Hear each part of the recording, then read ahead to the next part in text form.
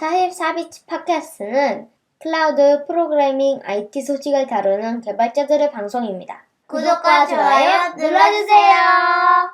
네, 44비치 팟캐스트 164화 시작하겠습니다. 안녕하세요. 저는 사회를 맡은 너굴입니다. 안녕하세요. 저는 편집 맡은 CP라고 합니다. 안녕하세요. 보통 그냥 말만 하는 아웃사이더입니다. 안녕하세요. 저는 유튜브 라이브를 맡고 있는 낙교시라고 합니다. 네, 반갑습니다. 반갑습니다.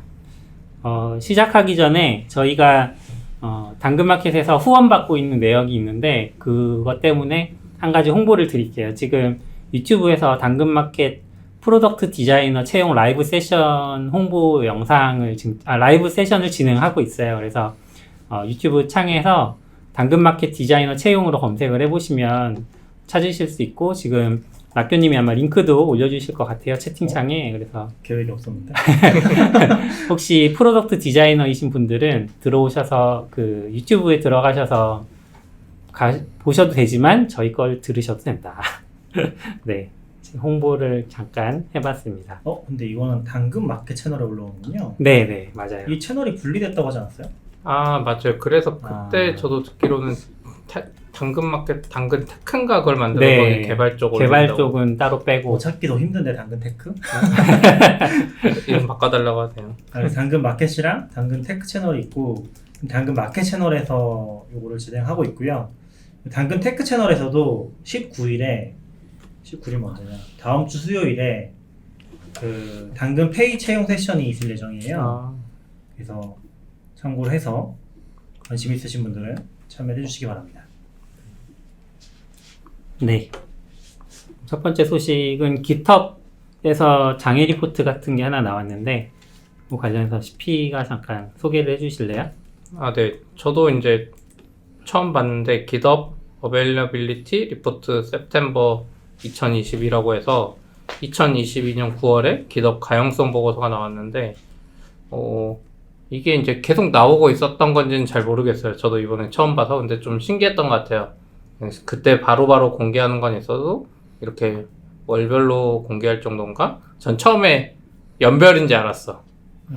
월별로 할 정도로 이게 많으려나 싶었는데, 어쨌든 지금 9월 거랑 8월 일부 거를 여기서 공개를 해놨고, 처음에 한 거는 이제 9월 8일에 발생한 건데, 여기 지속 시간도 5시간 11분이라고 나왔고, 요거는 이제 PR 머지 요청이 실패하는 건수가 좀 있었대요. 증가하는 게. 근데 이거는 소수의 계정이었고, 엔터프라이즈 매니지드 유저라고 해서 엔터프라이즈 유저 중에서도 뭔가 관리 사용자?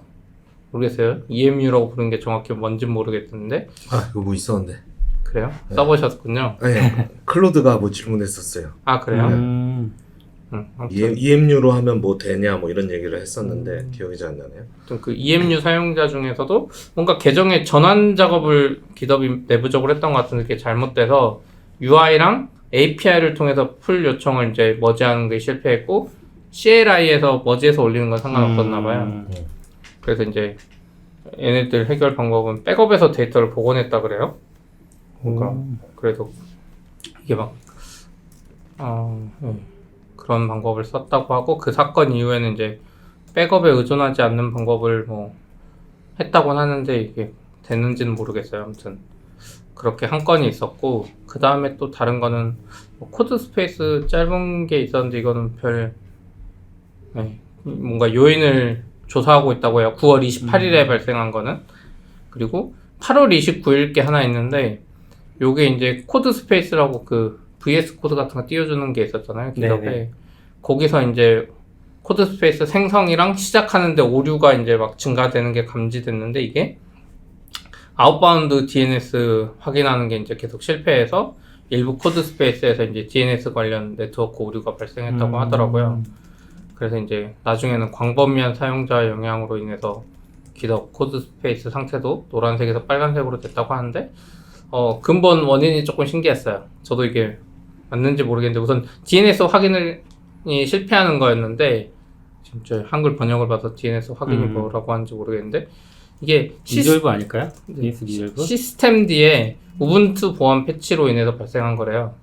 이 DNS가 뭐 시스템D 거의 DNS 확인하는 걸 쓰는데, 근데 또 여기서 신기한 게 최신 버전의 우분투에서는 이 보안 수정을 위한 업그레이드가 자동으로 되는 게 기본이래요. 무인 업그레이드가. DNS 레졸루션. 네, DNS 레졸루션이 실패했다고 하고, 그래서 우분투 최신 버전은 기본이 우리가 따로 설정 안 하면 보안 패치는 무인 업그레이드 돼버리는구나, 조금 위험할 수도 있겠는데 그 생각이 들었고, 그리고 이제 코드 스페이스에도 VM 구종 같은데 이 호스트 VM이 그 우분투의 그런 기본 권장 설정을 사용해서 VM에 또 보안 패치를 자동으로 적용하고 막 이렇게 돼서 계속 이 에러가 난 것 같더라고요. 어쨌든 시스템D에 의존하는 이 DNS 리졸브가 문제였고, 이 문제를 막 확인하는 것도 어려웠을 것 같은데, 그래서 뭐 시스템D에 DNS 리졸버를 뭐 비활성화하고 뭐 IP 주소를 수동으로 구성하고 막 이렇게 해서 문제를 해결했다고는 합니다. 그리고 이제 이 사건 이후에 시스템D의 DNS 리졸버의 정속성을 줄이기 위해서 DNS 구성을 업데이트하고 있다고 하고, 또 추가로 보안 패치를 이렇게 무인으로 업그레이드 해야 되는지도 조사하고 있다고 해요. 근데 제가 알기로도 이런 업그레이드를 자동으로 하는 거는 흔치 않은 걸로 알고 있거든요. 그래서 아마 우분투를 쓰는 분들이면 대부분 비슷한, 그러니까 DNS 에러가 정확히 어떤 건지 모르겠지만 뭔가 비슷한 현상을 겪었을 것 같고, 여기서도 이제 시스템D의 우분투 보안 패치라고 해서 링크를 건 걸 보면 런치패드.net, 이게 뭐 버그 레포트 하는 사이트인가 봐요, 우분투 쪽에. 그쪽 링크를 걸었는데, 맞아요. 여기서 어떤 사람이 올린 것도 DNS 실패가 계속 난다, 자기 애저에 올린 거에서. 그래서 꽤 많은 대수가 자기는 이 에러가 발생했나 봐요. 그래서 뭐 해결 방법으로는 인스턴스를 리부트하거나 뭐 특정 리눅스 명령어를 막 시스템들이 재시작하거나 이런 걸 치면 되는 것 같더라고요. 좀 이런 거 어렵네요. 근데 OS 자동 업데이트 같은 거잖아요, 일종의. 그쵸. 근데 이거를 끄자니 보안적으로 문제가 될 수도 있고, 켜두는 상황일 텐데 그러면 이제 이런 에러를 겪을 수도 있으니까. 그래서 대부분은 OS나 이런 레벨에서는 이렇게 자동 업데이트를 안 하는데, 그쵸.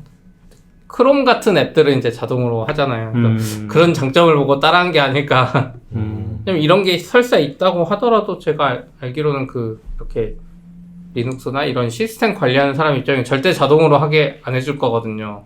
다 검토하고 안정화되면 그쵸. 올리는 건데, 우분투에서 이렇게 해놓은 게 좀 신기하긴 했어요. 우분투를 쓴다는 것도 신기하네요. 그러게요. 코드 스페이스 때문인가? 근데 우분투 많이 쓰지 않나요? 우분투 개발자들은 보통 우분투를 쓰죠. 근데 여기 이제 회사 시스템이니까 원래 네, 이런 데면 시스템으로 뭐 가니까. 센토OS나 옛날이면 센토OS가 좀 우분투도 안정적인 게 있나 모르겠네요. 우분투도 진짜 뭐 차이는 없지 않을까요? 그냥 네. 최근에도 뭐 다른 얘기긴 한데 크롬 같은 경우도 자동 업데이트 나면서 가끔 서비스 장애들이 일으켜지는 것 같기도 해요. 최근에 저희도 겪었던 것도 있고, 뭐 말해도 되는지 모르겠는데, 일부 버전에서 크롬을 쓰는데 거기서 이제 이미지 렌더링을 하는 방식이 HTTP 프로토콜이면 안 되도록 바뀐 거예요. 근데 일부 이미지가 박혀 있는 주소가 그걸로 돼 있었던 거예요. 그래서 특정 버전에서만, 안드로이드에서만 이제 이미지가 표시 안 되는 버그가 있었거든요. 이제 그런 경우도 있고, 자동 업데이트가 되다 보니까 생기는 문제, 뭔가 우리가 컨트롤할 수 없는 그런 케이스들이 있더라고요. 그리고 뭐 다른 것도 있었던 것 같아요. 최근에 다른 것도 좀 큰 변화가 있어서 브라우저 상에서 뭐가 바뀌어가지고 뭐 자꾸 안 된다는 리포트가 들어오는 그런 것들이 있었던 것 같기는 해요. 그런 것들이 컨트롤하기 힘들긴 하죠. 얘기하신 것처럼 사실 저도 뭐 개인이 쓰면서도 윈도우에 자동 업데이트 끄는 거? 지금 저 최근에 배운 것도 있어요. 윈도우 자동 업데이트는 목요일에 된다. 그러거든요. 그래서 제가 예전에 어떤 뭐 블로그인가 그런 걸 썼던 적이 있거든요. 윈도우 자동 업데이트, 윈도우 10이랑 윈도우 11에서는 끄기가 좀 힘들어요. 그거를 강제로 끄는 법을 썼던 적이 있는데, 그 글이 목요일만 되면 사람들이 검색을 하는 거예요. 아, 왜 그런가 했더니 목요일에 그 자동 업데이트 강제하는 메시지가 나오는 것 같더라고요. 재밌네요. 그래서 요즘에 근데 트렌드가 뭐 물론 이제 리눅스나 이런 쪽은 모르겠지만 뭐 윈도우도 그렇고 안드로이드도 그렇고 점점 보안을 강화하면서 그런 거 자동 업데이트로 바뀌고 있잖아요. 사람들이 컨트롤하지 못하도록 윈도우도 이제 그걸 아예 끌 수가 없거든요. 완전히 끄는 거는 시스템 레벨이 아니면 불가능하도록 해놔서 되게 끄기가 좀 힘들어지긴 했어요. 그런 게 좀 관리가 어렵긴 하죠. 그리고 아까 EMU 계정 찾아보니까 맞는지 모르겠는데 엔터프라이즈 매니지드 유저? 그러니까 엔터프라이즈 서비스 쓰는 쪽에 어카운트를 말하는 게 아닐까. 아, 엔터프라이즈 쓰는 유저는 다 매니지드 유저라는 거예요? 뭐 어드민 이런 느낌이 아니라? 아마 제 생각에는 엔터프라이즈에서 매니지드 되는? 그러니까 엔터프라이즈 안에 붙어있는 계정들을 말하는 게 아닐까? 우리 일반 그 완전 별도로 쓰는 퍼블릭 계정 말고 뭐 우리 회사에서 쓰는 것처럼 그렇게 붙어있는 계정들에서 발생했다는 의미가 아닐까 싶기는 한 것 돈 같은데. 내고 쓰는데 더 장애난 거. 그렇죠. 어떻게 보면 약간 비슷한 것 같아. 엔터프라이즈도 예전에 제가 듣기로는 기덥 엔터프라이즈도 기덥 기능 다 반영되고 나서 해주잖아요. 맞아요. 그쵸, 약간 그쵸. 그런 게 이런 안정성 이슈도 아마 있을 텐데. 그쵸. 제일 늦게 되고 네. 기톱 액션도 되게 늦게 들어갔던 걸로 알고 그렇죠. 그리고 어베일러빌리티 레포트는 꽤 오래 되긴 한 것 같아요. 지금 매달 발행이 되고 있고 오래됐더라고요. 찾아보니까 2021년? 그래요? 2020년부터 2020년? 와. 그 태그에 붙어 있거든요. 그걸로 보시면 예전 거부터 쭉 보실 수가 있어요. 그래서 2020년 7월쯤부터 시작한 것 같아요. 매달 내네요 거의. 저 블로그 보는데 몰랐네요. 참고하기 좋은 것 같아요. 그리고 약간 장애 정리하기도 좋고. 그렇죠. 이거 말고 투명성 보고서인가 그것도 하잖아요. 그건 연간 단위로 하는 것 같은데 정부에서 정보 공개 요청한 것 같은 거 다 기록해가지고 네, 이제 몇 건이고 이런 거. 그런 거는 너무 멋있긴 저 하네요. 좋은 것 같아요. 저는 우리나라는 왜 그런 걸 한 번도 못 봤지? 아니, 실제 있는지 모르겠는데 한국에서 하지 않아요? 별로 못 본 것 같아서. 정부에서 하도 요청하라고 하니까. 아, 그걸만 그러니까 갔나? 요청은 많을 것 같은데 그 회사가 우리 올해 정부에 이만큼 요청 봤어라고 보고 공지하는 그쵸, 걸 별로 공지하는 못 본 건 걸. 적이 없죠. 약간 그건 이제 같아요. 구글도 그렇고 약간 싸우자는 모드긴 했었잖아요, 정부랑. 우리나라는 공개하면 거의 싸우자는 거죠. 아니 미국도 그랬어요. 미국도 구글이랑 애플이 하도 어. 요청 많이 하니까 아 우리 모르겠다. 우리 정부한테 이렇게 많이 받고 있어. 그러니까 약간 정부가 이렇게 많이 요청하고 있다는 걸 까는 거잖아요. 그쵸. 우리한테 요청하지 마. 뭐 얘는 뭐라고 해줘라고 하는 네, 거잖아요. 맞아요. 사실 약간은. 그쵸. 이게 사실 네이버나 카카오급에서 그런 거 공개하면 이제 거의 싸우자는 거의 한번. 그래도 뭐 의도 자체는 나쁘지 않으니까. 그렇죠. 그렇죠. 의도 자체는 그렇죠. 너무 중요하죠. 그 왜냐면은 소비자 뭐 알고 있어야 되니까. 예전에도 그런 거 많잖아요. 민간인 사찰 같은 것도 그렇고, 막 개인 정보에 관한 건데 계속 요청해가지고 받아가는 것도 그렇고, 사실 일어나는지 알 수 없으니까. 그쵸. 아무튼 기덥 이슈는 이 정도 하고. 네. 기톱도 있는 거 아니에요? 기톱 파스트. 과 관련된 건 아니지만 헥토버 페스트라고 이제 이거 기톱에 네. 하는 게 아니에요? 기톱에서 여는 건 아니죠. 깃허브에서 여는 건 아니죠. 하지만 아. 깃허브는 환영하겠죠. 오픈 소스 커밋을 장려하는 운동 뭐 이렇게 보면 될까요? 처음에 시작은 어딘지 모르겠고요. 네. 근데 제가 볼 때는 항상 디지털 오션은 껴있던 것 같아요. 디지털 음. 오션이 최초 행사는 모르겠는데 디지털 오션은 대부분 껴있었고 진행하는 것은 조금씩 달라지는 것 같아요. 네, 이번에는 디지털 오션, 엠라이트는 처음 본 것 같아요. 도커 이렇게 해서 얘네가 주최하는 것 같은데 이제 그냥 간단히 설명드리면 원래 옥토버 페스트라는 행사가 있잖아요. 독일인가 유럽에서 10월에 술 마시는 초일 텐데 맥주 네. 먹는 그런 그 이벤트가 있는데 이제 그걸 따라한 거죠. 그래서 10월에 이제 저희 오픈소스 많이 쓰니까 10월에는 좀 오픈소스에 다시 기여를 좀 해봅시다. 대신 우리가 선물을 드릴게요. 요런 이벤트로 만들어진 게 이제 헥토버 페스트고 매년 해요. 매년. 저는 한 2015년부터 참석을 했던 것 같은데 네. 그거를 매년 하고 이제 하면 티셔츠를 하나 보내줘요. 끝나고 하는데 조건 있죠. PR을 4개가 이제 액셉트이 돼야만 이제 달성. 머지까지 다 되는 네, 거예요. 10월 내에 다 돼야 돼요. 빡빡하다. 생각보다 빡센데요? 근데 이게 원래 그렇게 빡빡하지 않았거든요. 옛날에는 그냥 진짜 PR 4개만 열기만 했어도 됐어요. 올리기만 해도 되고 어뷰징이 충분히 네, 가능한. 이렇게 올리고 뭐 PR은 그 다음에 머지 되고 하니까 그냥 되게 쉽고 자기가 자기 거에 할 수도 있고 뭐 하니까 했는데 이제 점점 행사가 조금씩 인기 있어지고 예를 들어 뭐 제가 지금 여기 얘기하는 것처럼 어떤 사람들이 이렇게 홍보하고 행사도 하고 하다 보니까 사람이 너무 많아진 거죠. 그래서 10월만 되면 오픈소스에 이제 소위 메인테너 입장에서는 스패머들이 이제 등장하기 시작한 거죠. 예를 들어 뭐 리액트에 뭐 R을 다 대문자로 바꿔놓는다던가 사실 별로 의미도 없는데 약간 그런 아니면 마침표 빠진 거 찾아서 마침표 넣는다거나 이런 것들이 오고 그거를 그래도 조금 이런 행사를 좀 좋아하는 사람들은 그래도 머지를 좀 해주고 네, 그렇게 하고 있다가 하기도 하고 아닌 사람은 이건 헥토버베스트야 그러고 닫아버리는 메인테너들도 있고 네, 이렇게 했다가 작년인가 아마 크게 터졌을 거예요.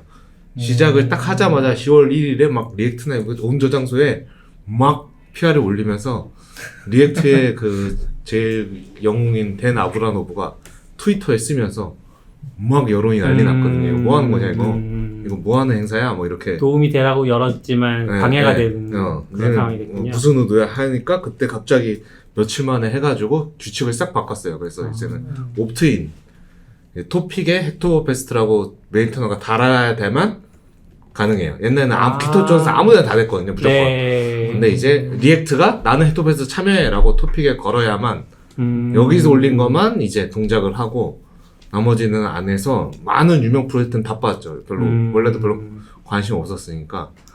그래서 옛날에는 저도 이렇게 하면 내가 좀 많이 쓰고 좀 좋아했던 거에 이슈를 가서 찾았거든요. 근데 이제는 그럴 수가 없어졌죠. 네. 네. 근데 뭐 스팸보다는 나은 것 같아요. 이번에도 참여하셨어요? 네. 어떤 프로젝트 하셨어요? 이번에는 센트리에 했어요. 오. 작년에는 제가 놀다가 못했거든요. 한 20일쯤, 아이고, 큰일 났네. 벌써 20일이야? 그러고 이렇게 몇 개 찾아서 했는데, 그게 머지를 안 해줬어요. 약간, 자기가, 나중에 보면 그냥 추측이 한데, 자기가 자기 4개 채우려고 이렇게 해놓은 프로젝트인지, 해놨는데도 제 거는 머지 안 해주고, 자기 거만 다 머지하고 그러고 그냥 끝나고 그래서, 사실 그게 좀 머지 되면 될 줄 알고 안 하고 있었는데, 결국은 끝나서, 이번에는 조금 더 의미 있게 해야 되겠다 해가지고 그 토픽으로 검색해서 다 찾은 거거든요. 그러니까 토픽하고 언어 검색해서 보면서 그래도 좀 뭐 알아야 아는 프로젝트라도 좀 기여를 하니까 계속 보면서 리스트업을 하나하나 들어가서 이렇게 좀 봐서 저는 센트리의 자바스크립트 SDK 쪽에 제가 하다 보니까 기여를 하게 됐어요. 뭐 기여하신 거예요? 그냥 센트리는 쓰지만 보진 못하잖아요. 거기 이슈에 헥토버페스트나 이렇게 하라고 레이블을 달아놨거든요. 근데 좀 그래도 풀타임이라서 그런지 친절히 이렇게 헥토버페스트를 웰컴해서 하고 있더라고요.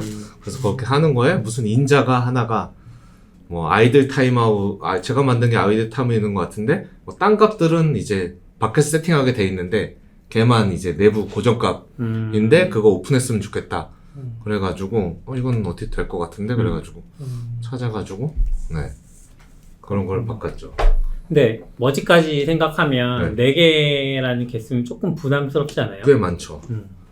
네 그래서 사실은 이제는 꽤 좀 많이 어려운 미션이 됐다고 생각을 하고요. 저도 그렇게 하고 그거를 올려놓고 끝나고 그러고 내려서 보니까 하나 더 있더라고요. 뭐 하나가 이제 얘도 이제 맥스치 무슨 값 세팅이 있는데 100이 넘으면 무조건 100으로 되게 해놨는데 그럴 필요 없다. 그게 약간 브레드 크럼프라고 센트리 보면 오류 발생한 거 앞에 이벤트 같은 쭉 이렇게 나오는 거 있거든요. 그거를 이제 너무 많이 하면 부담되니까 서로 100개까지만 픽스가 돼 있더라고요. 몰랐어요. 근데 이제 그 이슈 논의에서 이거 어차피 고객 리스크인데 굳이 막을 필요 있냐?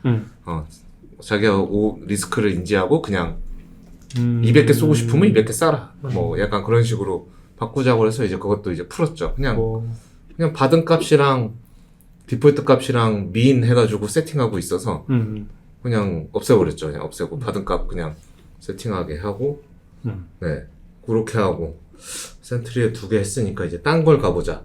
딴 거를 한참 찾아왔는데 못 찾았어요. 다시 센트리로 돌아왔죠.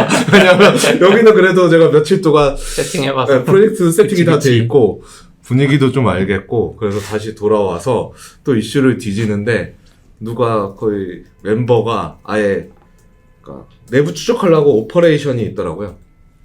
또 뭔가 이렇게 뭐 예를 들어 HTTP면 http.request 뭐 이벤트 추적하는 오퍼레이션 이름인 것 같아요. 스팬이라고 그냥 부르던데 그거를 뭐 내부 이유 때문에 이름을 바꾸나 봐요. 이름 통일시키는 것 같아요. 예를 들어 뭐였지? 뭐 장고 장고.점 리퀘스트였으면 h.request.장고 장고 뭐 이런 식으로 이렇게 규격을 쭉 맞춰서 바꾸는 것 같아요. 그거를 표로 이만큼 해놓고 옆에 그게 써있는 코드까지 쫙 리스트업이 돼 있는 거예요. 그래서 처음에 그걸 봤을 땐 그 줄은 한 줄만 써있으세요. new operation 뭐 이렇게 align 뭐 이렇게 해서 맞나? 이거 찾을 김에 나가서 바꾸겠다 이런. 그냥 다 찾아놔서 이게 내가 이해한 게 맞나 번역기를 한 3-4번 돌려보면서 했는데 맞는 것 같아요. 그래서 그걸 이제 고치기 시작했죠. 고치다 보니까 뭐 테스트도 고쳐야 되고 뭐 이렇게 하더라고요. 그래서 그냥 큰 작업은 아니라서 쭉 고치고 그게 뭐 논의 스레드가 있어요. 이걸 왜 고치는가? 근데 갔는데 논의 너무 길고 그 논의의 걔 누구죠? 센트리 다니는 파이썬 몰라요. 그거 플라스크 만든 사람. 잘생긴. 그러게. 네. 갑자기 이름 까먹었다. 파이썬 쪽 사람은 잘 몰라서 이제. 어떻게 유명한 사람인데? 어떻게 이름 까먹었지? 네. 아민.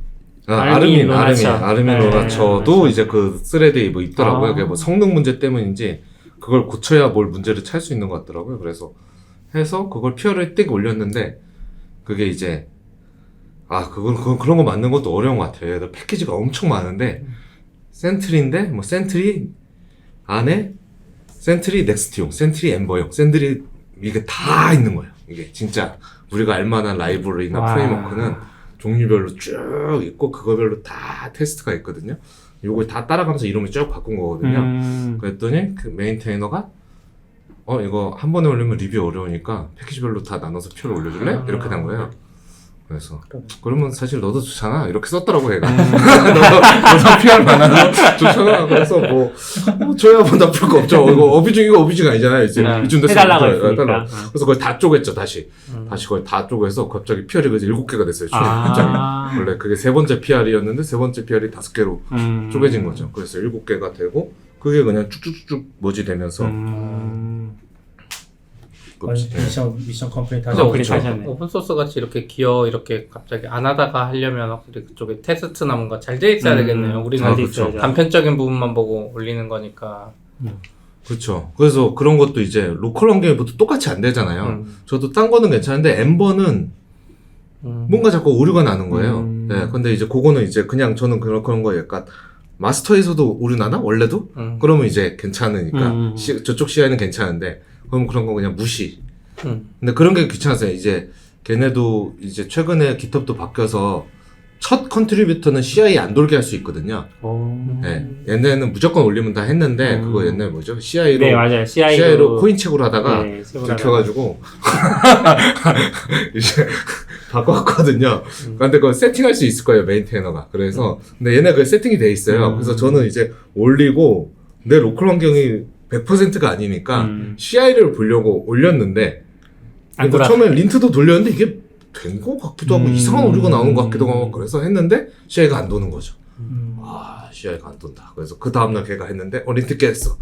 그럼 알았어. 또 고쳤는데 또 올리 또 안 돌아. 안 돌아오는 걸 보고 싶다.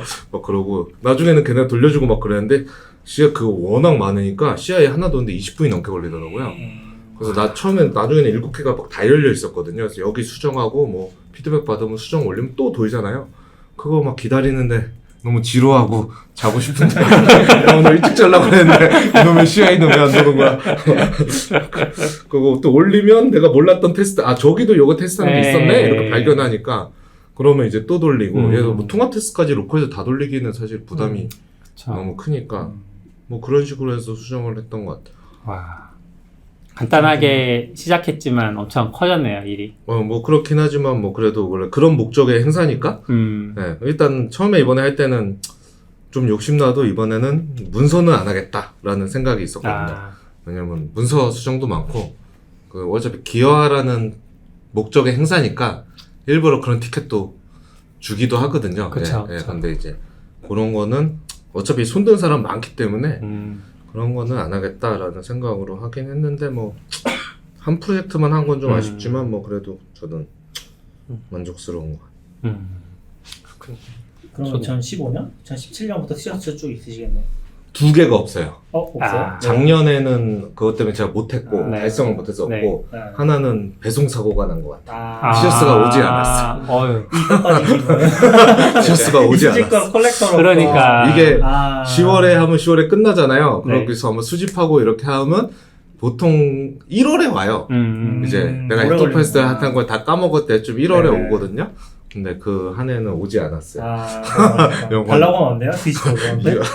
뭐 연락하기도 좀 해서 2월까지 기다렸나. 요즘 같으면은 개인 통관부가 있으니까 이게 정말 배송 사고인지 아니면 한국까지는 왔는지 이런 것도 확인할 수 있을 텐데. 근데 저런 티셔츠는 그 통관 안 하지 않아요? 그냥 오지 않아요? 그냥 올걸요? 저런 요즘은 우편으로 들어오면 무조건 찍히지 않아요? 아닐걸요? 그냥 그런 거 네, 우편으로 그런 보내는 거네. 건 통관부 없이 그냥 올 것 같은데. 예를 내가 들어 주문해서 뭐 사는 비싸거나 거. 이런 게 아니라. 네, 좀 비싼 거 우편이면- 오면 통관번호 입력하라고 문자도 그렇죠. 오는데 네, 저런 네. 거는 그냥 집 앞까지 아마 오던데. 의류고 뭐 이러면 그냥 목록 네, 네. 통관인가 뭐 이런 걸로 음. 그 사치품 아니면 뭐 올 것 같은데. 그렇군요.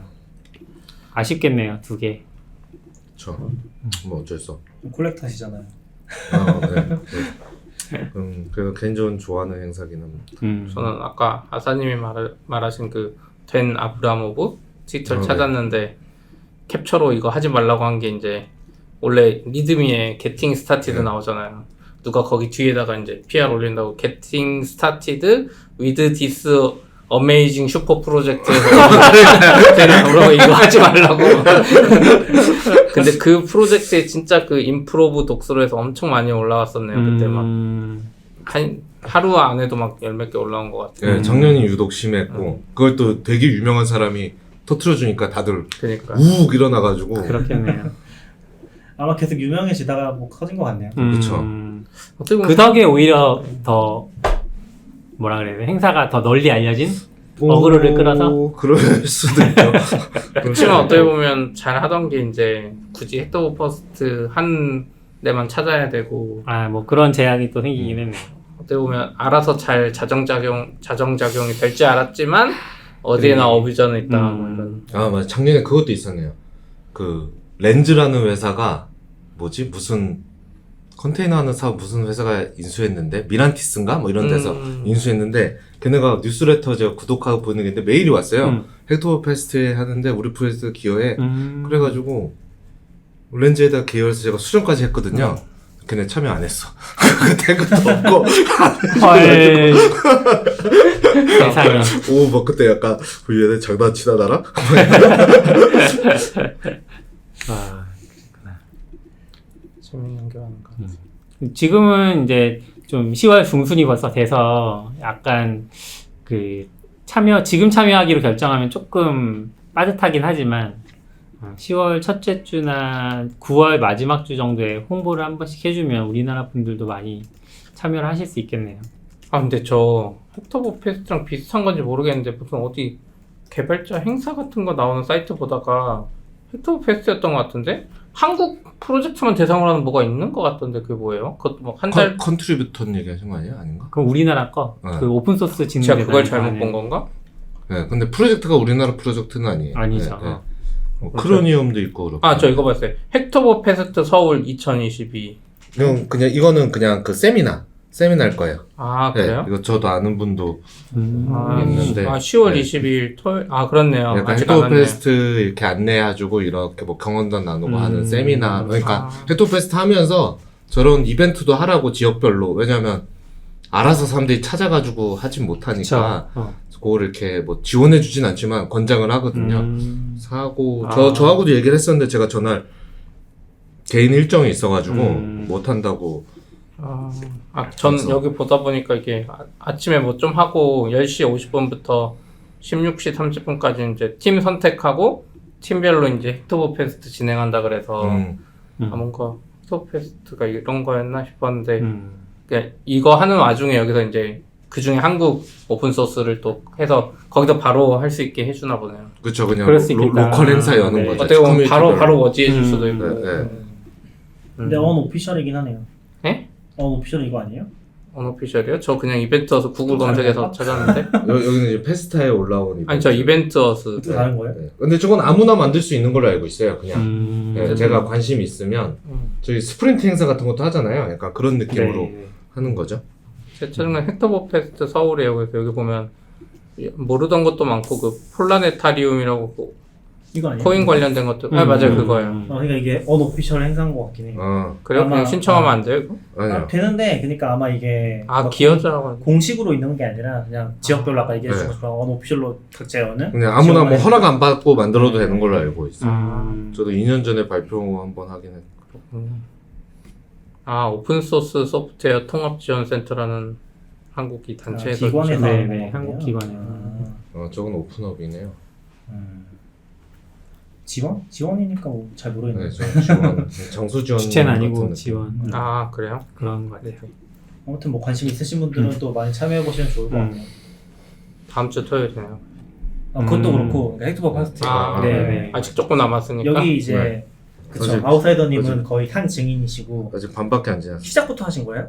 그게 처음이었어요? 그건 잘 모르겠어요. 아, 몇 그래요? 회인지. 헥토버 파스트 언제부터 시작했지? 근데 모카로 왜 안 하셨어요? 목타는 안 해요. 참여를.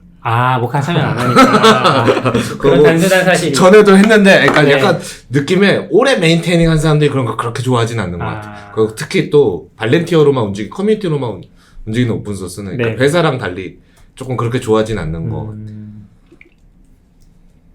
회사는 아무래도 자기네 오픈소스 홍보도 되고 막 이런 느낌이 좀 있나 보군요. 그리고 메인테이닝을 이렇게 보면 성향이 좀 있는데 이렇게 아주 간단한 거라도 기여할 경험을 주려고 좀 많이 하잖아요. 네, 네. 예. 근데 이제 오래 한 사람도 많다 보니까 어차피 그렇게 그냥 이건 이제 추측이지만 어차피 그렇게 해도 안 와. 한 번만 오지 안 와. 라고 생각하는 사람이 있고 그래도 그렇게 그 씨앗을 뿌려야 조금이라도 되지라고 생각하는 사람들이 있는 것 같아요. 근데 뭐 둘 다 뭐 옳고 그름은 없겠죠. 그래서 그쵸. 곡하는 안 하는데 제가 그걸 하자고 주장하긴 좀 그래서 찾아보니까 이게 그 어디냐 디지털 오션에서 시작한 게 맞는 것 같고 2014년부터 시작한 것 같아요. 2014년부터 2018년이 이제 5회차였다고 하거든요. 2014년부터 시작을 했으니까 거의 조만간 이제 또 한 1년 되면 10년 차가 되긴 하네요. 그러겠네요. 와. 진짜 오랫동안 잘하고 있네요. 또 페스트는 매년 좀 해보려고. 이거 말고도 12월 가면 24 풀캐스트라는 행사에 있거든요. 12월 1일부터 크리스마스 전날까지 네. 하루에 하나씩 PR 올리라고. 그건 너무 빡세서 한 번도 못 해봤어요. 너무 힘들어. 그거 약간 일본에서 하는 그거랑 비슷한 거 아니에요? 그 크리스마스 뭐, 기다리면서 맞아요, 맞아요. 아드벤트 어드벤트 캘린더. 네. 그런 그런 거. 거랑 일본에서 좀 시작한 건 비슷한 아니고 거죠. 뭐 이제 아무튼 일본에서 그 많이 펄에서 많이 했었어요. 펄. 펄 쪽에서 많이 했었고 근데 펄에서 시작한 것도 아닌 걸로 알아요. 약간 그게 정확히는 모르겠지만 그래서 그런 식으로 주제 잡아서 글 쓰는 게 유행했었고 외국에서 근데 일본에서 이제 기술 쪽으로 많이 하면서 특히 그 뭐냐 그 우리 많이 쓰던 루비? 키타 쿠이타라고 QIITA라는 블로그 사이트가 있거든요. 거기서 이제 약간 어드벤트 캘린더를 플랫폼으로 만들어서 뭐 고에 대해서 주제 하루하루 쓴 사람 모이면 이제 그거 그냥 단체로 쓰는 거죠. 거기는 근데 실제로 펄도 같이 쓰는데 혼자서 다 하시는 분도 있어요. 25일 동안 글을 써. 근데 뭐 사실 써놓고 공개하는 거긴 하겠죠. 보고 배워야 되는데 저희도. 그래서 제가 착각했는데 내년이 10년이겠네요. 헥토버 페스트. 내년이 10년. 그 어드벤트 캘린더는 참여해서 24일 다 채우면 뭐 줘요? 명예. 몰라요. 전 어드벤트 캘린더 안 해봤어요. 명예. 혼자 아까- 채우면 아까 엄청난 사람이구나. 24 풀캐스트요? 네네. 그것도 없어. 어떤 걸로 알고 없어요? 있어요. 그냥 명예. 그냥 약간 해냈다. 그런 느낌이에요. 12월은 사랑의 달이니까 약간 그런 느낌으로 하는데 그렇군요. 그리고 지금 트위터 스페이스에서 잘 안 들린다는 분도 있어서 그래요? 트위터 스페이스는 저희가 준비하고 한 게 아니라 잘 안 들리시면 유튜브에 들어와서 보시면 됩니다. 네네. 저희 트위터에 아마 댓글이 유튜브 있었구나. 링크도 있었을 거예요. 그 채팅이 보여요? 네, 여기 뭐 채팅 아이콘 같은 거 누르면 답글 달아주신 것 같아요. 네, 제가 달긴 그러네, 했는데 그러네. 저희가 핸드폰에 여럿이 말하다 보니까 마이크가 네. 이게 뭐 트위터 스페이스 얘기 잠깐 나와서 그런데 트위터 스페이스가 이거를 핸드폰으로밖에 할 수 없더라고요. 우리 예전에 그 뭐였죠? 아까 클럽하우스. 클럽하우스도 그런데 음. 핸드폰으로밖에 못 켜니까 좋은 마이크를 연결하기가 좀 까다로운 그러네. 할 수 없진 않을 텐데 안드로이드를 어떻게 하면 될 것 같긴 한데 지금은 이제 그냥 핸드폰으로 켜놔서 아마 잘 들어갈지 모르겠어요. 그래서 약간 단체로 팟캐스트 녹음하기 좀 힘들긴 하더라고요. 그러네요. 네. 전에 팟캐스트 그러니까 클럽하우스 할 때는 어떻게 하셨어요? 그냥 휴대폰으로 했어요. 그때도 그냥 근데 옆에 그냥 휴대폰 놓고 했었는데 그때는 저 그래도 들을만 했던 것 지금도 같아요. 아마 비슷할 것 같아요. 그래서 이게 컴퓨터에서 되면은 컴퓨터 마이크로 이렇게 해서 하는데 지금 그게 안 돼서 여기다 뭔가 마이크 인풋하는 거를 좀 알아봐서 하면 될 것 같은데 아이폰에서는 그게 안 됐어요. 그 앱에서 그걸 지원 안 해줘가지고 그 되더라도 그러니까 마이크 연결할 수 있는 마이크가 있는데 그거를 이제 클럽하우스에 연결해서 쓰면은 또 아웃풋 설정이 안 돼서 그렇게 할 수 없었고 트위터는 아마 안드로이드에서 뭔가 되지 않을까? 근데 잘 안 들린다는 분이 트위터 껐다 켜니 잘 들린다. 근데 아마 소리가 이제 더 깨끗하게 들어가려면 마이크가 있으면 그쵸, 좋으니까. 그쵸. 근데 트위터 스페이스에서 많이 듣고 계세요. 그래서 그러네요. 6분이나 듣고 계세요. 저희 빼고. 유튜브랑 똑같은데 유튜브 6명이에요. 유튜브는 이제 저희 4명 빼야죠. 아 그러네. 유튜브는 저희 4명 빼면 3명, 4명. 라이브는 또 금요일 밤 라이브는 확실히 많이 안 들리시긴 하더라고요. 퇴근 시간에는. 그러니까 우리도 틱톡으로 가볼까요? 아, 우리도 틱톡에서 하면 좀 틱톡은 많이 완전 보나? 짧은 거 아니에요? 틱톡은 네, 틱톡도 15분까지 늘어난 걸로 알고. 그래요? 그러니까 우리가 오. 너무 옛날 사람이야. 틱톡도 시간이 꽤 늘어나서 갑자기 틱톡에서- 틱톡행을 하십니까? 네, 그러게요. 틱톡에서 드라마 이런 거 틱톡 전용 드라마 이런 것도 많대요. 15분인가 30분까지 늘어났다고. 틱톡이 철학이 없네. 약간 원래 트위터 하면 140자가 전통 아닌가요? 근데 그거 지키다가 망하는 이제 유튜브랑 경쟁하는 거죠. 음. 둘이 서로 유튜브에서는 쇼츠 내놓고 틱톡은 이제 드라마 같은 거 내놓고. 이거 누가 쏟으신 거 아니에요? 이거 얘기하실 거예요? 그 낙규님이 얘기해 주세요. 네. 제가 뭐 얘기할 게 있는 건 아니고요. 어. 그러니까 이게 제가 뭐 최근에 트위터 하다가 누가 리트윗해서 봤던 건데 CSS를 해설한 영상이 하나 올라왔었거든요. 틱톡이에요? 틱톡에 아니 틱톡이 아니라 트위터에? 정확히는 틱톡에 올린 걸 다시 트위터에 올린 거예요. 그냥 한 2분, 3분 정도? 그 내용이 잠깐만요. 내용이 어떤 내용이냐면은 애니메이션을 만드는 건데 그 백그라운드 클립이라는 속성이랑 코닉 그라이언트라는 값을 넣어서 애니메이션 만드는 영상이에요. 근데 되게 짧거든요. 1분 22초. 근데 약간 그런 거 있잖아요. 되게 짧게 이제 약간 그 튜토리얼처럼 하면서 이 화면이 빠르게 바뀌면서 되게 좀 화려한 애니메이션을 만드는 그래서 되게 재밌더라고요. 근데 이게 또 원본을 보면은 이 로고 박혀 있잖아요. 틱톡으로 박혀 있어요. 그래서 이제 이런 것도 틱톡에 올리는구나 싶어가지고 이거 원트윗을 올린 분 프로필에 들어가 보니까 깜짝 놀란 게 이 쿠버네티스 데브렐이라고 써 있는 거예요. 이건 무슨인데 그 메인 트윗으로 쿠버네티스를 설명하는 그 틱톡 영상을 올려주셨어요. 그래서 좀 신기하더라고요. 근데 정확히 이분이 어떤 분인지는 잘 모르고요. 근데 찾아보니까 쿠베샵이라는 이런 회사에 계신 것 같은데 이게 정확히 뭘 하는 회사인지 모르겠어요. 엑셀레이터, 그러니까 약간 오픈소스 스타트업에 대한 엑셀레이터를 하는 회사인 것 같은데 정확히는 어떤 일을 하는지는 모르겠는데 아무튼 여기서 이제 데브렐이나 그런 역할을 좀 하시는 것 같아요. 그러면서 올렸는데 이게 너무 신박한 거죠. 쿠버네티스를 틱톡에 올린다고 하니까 틱톡에서는 춤추는 거 올려야 될 것 같은데. 틱톡 저는 잘 안 써서 모르지만 뭐 여러 가지 장르가 있는 건 알지만 쿠버네티스를 올릴 수 있다 그런 느낌이 좀 있는 거죠. 그래서 아무튼 좀 신박했고 그래서 약간 여기도 보면은 쿠버 왓 하면서 이제 뭔지 좀 설명해 주는 것 같은데 사실 제대로 보진 않았어요. 그렇게 관심 있지 않아서 이걸 보진 않았는데 너무 신기해가지고 한번 공유를 했었거든요. 이제 누가 쿠베 뭐냐고 물어보면 틱톡 가서 그러네. 틱톡은 검색이 없지 않아요? 몰라요? 틱톡은 디스커버리밖에 없잖아요. 없어요? 아 저는 그래요? 몰라요. 검색이 아, 있죠. 안 해봐서. 근데 저도 최근에 기사 봤던 거는 미국의 젊은 층들은 이제 유튜브도 안 하고 틱톡에서 검색한다 그래서 맛집이랑 이런 그거 거 와. 검색이 검색하는 그게- 것 같아요. 저도 전 세계인지 미국인지 어디 국가인지 모르겠는데 그 사용시간 넘었다고 들었거든요. 유튜브 사용시간? 네. 그럴 수 있죠. 근데 아무튼 좀 신기한 거는 요거를 틱톡을 영상 폼으로 1분짜리잖아요. 그걸 또 트위터에 올리니까 이 포맷이 또 리트윗이랑 페이보릿이 많이 돼. 요것도 또 신기한 거죠. 아주 종합적으로 약간 미디어의 혼란을 느끼고 있었던.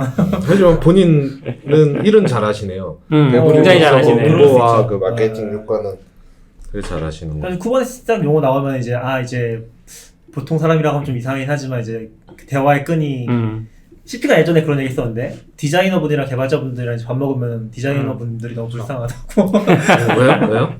아예 못 알아듣는 세상 이야기를 하니까 밥 먹으면서 너무 후배 개발 이야기하고 얘기하고 하면 있고. 뭔가 적당히 알아들어야지.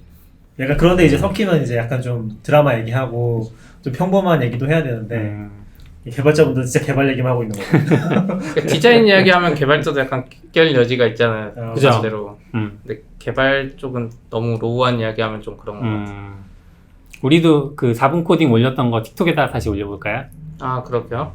그런 거 하면 안 될 거예요. 아니 그거 다시 세로로 편집해야 돼요. 아, 새로 편집돼야 되는 거야. 아, 가로로도 올리더라고요. 근데. 이제 인스타 링크가 있잖아요. 인스타 링크는 뭐예요? 아 인스타 그러니까 영상을 새로 링크. 찍어야 된다는 거죠. 근데 요즘 유튜브 쇼츠도 그렇고 다 그냥 세로로만 올리는 사람도 많더라고요. 유튜브도 전 몰랐는데 업데이트 잘 안 하거든요, 업그레이드를. 근데 쇼츠가 아예 탭으로 들어왔더라고요. 아 맞아요. 네, 그래서 네. 깜짝 놀랐어요. 그랬나요? 원래는 탭이 없었거든요. 아, 쇼츠 탭이 그쵸. 있어요. 탭으로 근데 들어왔죠. 아예 탭으로 들어왔더라고요. 근데 아이패드에선 오래되긴 아니었던 것 같고 아이패드는 지금도 아닌 것 같은데 모바일 앱은 음. 그 원래 핫스인가 뭔가 무슨 그런 그 탭이 쇼츠로 바뀌었죠.